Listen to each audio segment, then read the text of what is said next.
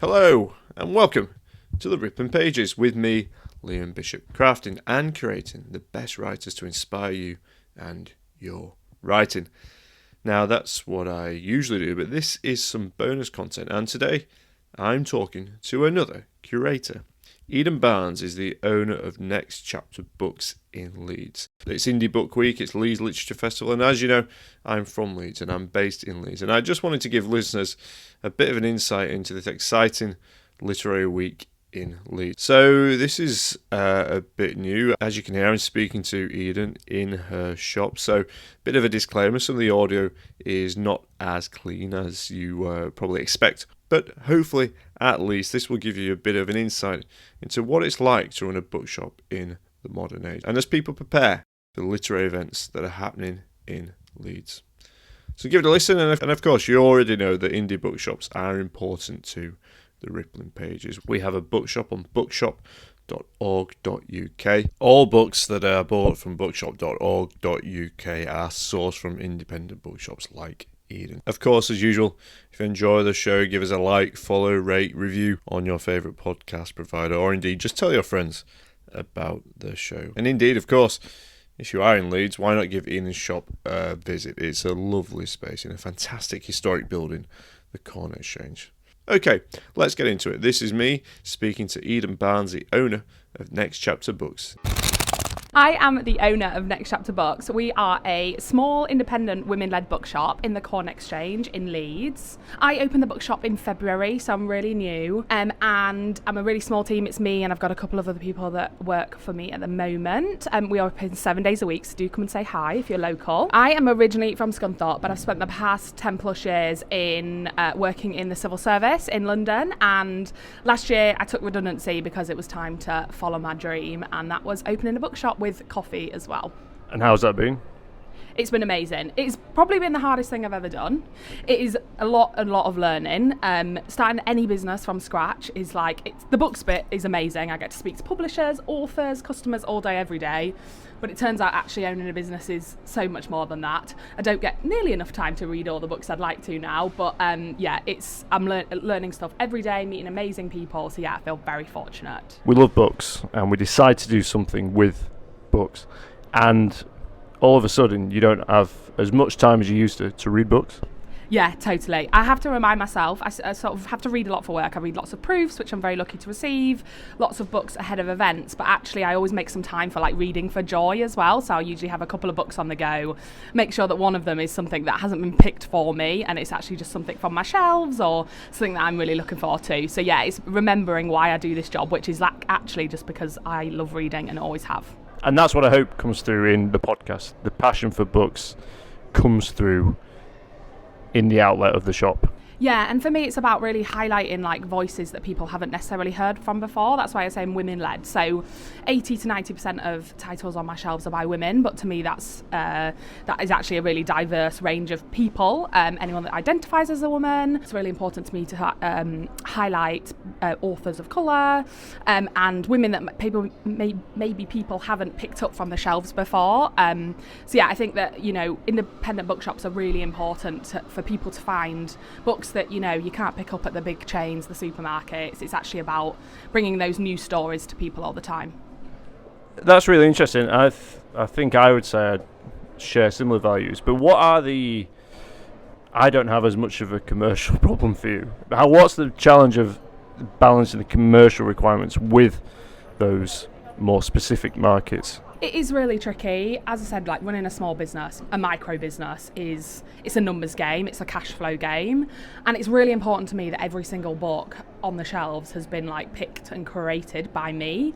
Picked and curated because I think it's right for the store, I think it's right for the audience. But sometimes you do have to make those decisions, what will sell, because you do need to pay your own wages, put food on the table.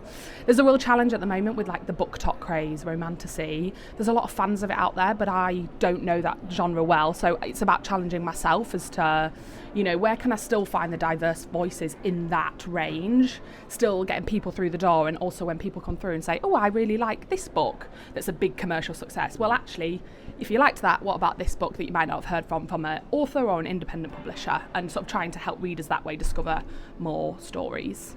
Hi folks, just say we are recording, but there's nothing, so don't worry about like getting in the way or anything. Just in case you got worried about sticking in the back. If you need to if you want to buy anything, don't worry about it.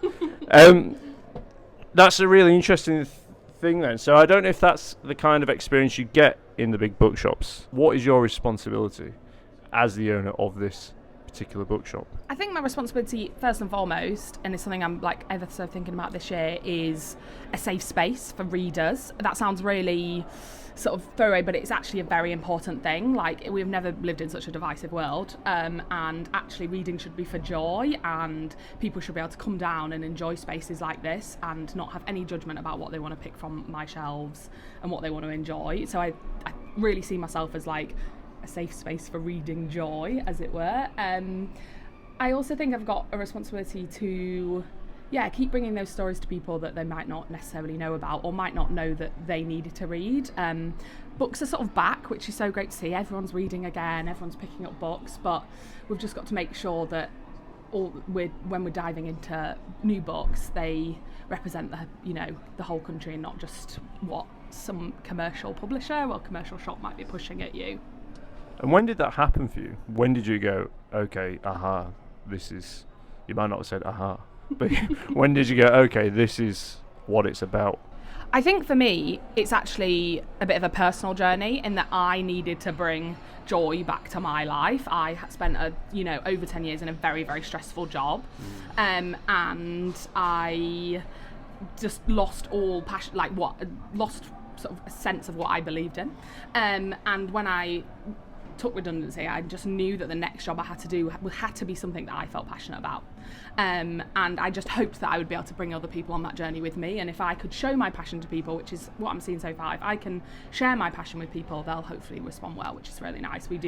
I've now created a group of sort of 20 women who meet monthly for a book club. Men are very welcome as well, but lots of women come down to the shop who have, come to a book club, and it's such a lovely group of, people in Leeds to get together, that we're creating this community one day at a time, and I just want that to grow and grow, because I just love that I'm bringing these new books to people that they might not have discovered before. It's really hard when you're a woman in your 20s and 30s particularly to make new friends in a new city, and some of it came from a selfish sort of need of me wanting to do that, but getting together with people with like-minded views, and also really sort of deep diving into books. Often our chats veer on the side of getting into the feminist side of books, and I think that's really important, providing spaces where we can just have healthy discussions about what we're reading in books, whether that's fiction, non-fiction, how it's impacts the world, and just putting books in the centre of that has been really great to see. Sounds like you're creating a sense of community around the bookshop. Yeah, the community aspect is definitely, when I've set out the business, I've been dreaming of opening a bookshop sort of my entire life, like lots of booksellers have. But when I set out to sort of design the business, write a business plan, I wrote down 10 words, and the word that I always kept coming back to was community. It's just a really important part of any bookshop. Hiya, welcome. Yeah. I've never spoken, I've spoken to bookshop owners, obviously, it comes with the territory, but I've never done this before. And it's really nice to hear just some of those values, I think. We're all part of this wider book ecosystem, aren't we? But, I mean, we're here now, we're in your bookshop, we're in the Corn Exchange, we're in the centre of Leeds. You'll be able to hear this in the background a little bit. You've got an event on tonight. Just tell me what you've got coming up in the next week with Indie Bookshop Week and Leeds Lit Fest. Yeah, it's a really exciting week. We've got the sort of double whammy of Independent Bookshop Week, which is supported by Books in My Bag, and also Leeds Lit Fest, which is a brilliantly curated festival, and I'm excited to go out there and experience some events myself. So we've got lots on. We do a monthly bookbinders, book arts meetup, which is a lovely group of people that come together. It's once again a community that have come to me and said, can we meet at your shop? So we do that. We're doing that this Saturday. I've also got Sarah Harmon, author of All the Other Mothers Hate Me, which has been a bestseller, coming down for a chat next Thursday. I'm hosting a panel on navigating the publishing world from a women's perspective. That's now a sold out event, which is going to be great, just to sort of hear from authors firsthand as to the challenges of publishing, particularly that you might face as women. I've got my romantasy book club next week. I've also got a poetry workshop on Friday lunchtime. We've just got loads going on, and the more the better for me. I'm really excited to expand our events programme into the autumn and winter as well. So it's going to be a great year. And a great week. It's a lot in a week, let alone a year. Do they come through the bookshop, or is it more, would you go like through the Lit Fest? Head to my website, nextchapterleeds.co.uk, or follow us on Instagram.